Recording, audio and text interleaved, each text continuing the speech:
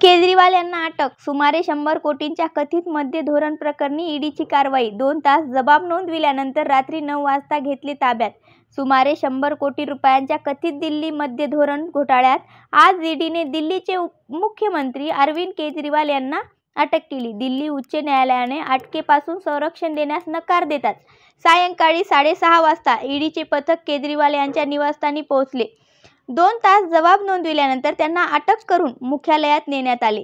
केजरीवाल यांनी BRSच्या नेत्या के. कविता आणि माजी उपमुख्यमंत्री मनीष सिसोदिया यांच्यासोबत घोटाळ्याचे कारस्थान रचल्याचा ईडीचा आरोप आहे. ईडीचे अधिकारी दारात पोहोचताच केजरीवाल यांचे वकील उच्च न्यायालयाच्या निर्णयाला आव्हान देण्यासाठी सर्वोच्च न्यायालयात पोहोचले. दिल्ली पोलिसांकडून जमावबंदीचा आदेश.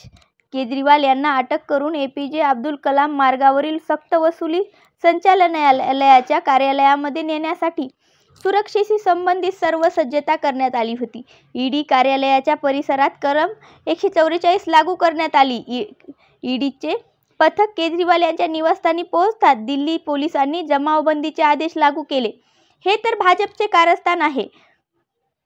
केजरीवाल यांना निवडणुकीत हरविणे शक्य नसल्यामुळे भाजप ईडीने हे कारस्थान रचले आहे, असा आरोप दिल्लीच्या अर्थमंत्री आतिशी यांनी केला. तत्पूर्वी आतिशी यांनी केजरीवालांच्या अटकेची शंका बोलून दाखवली होती. अटक झाली तरी राजीनामा देणार नाही.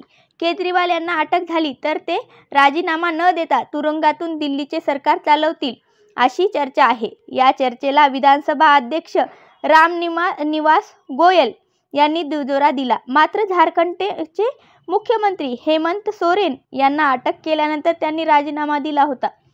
तर पुढे काय होईल याकडे सर्वांचे लक्ष लागून आहे.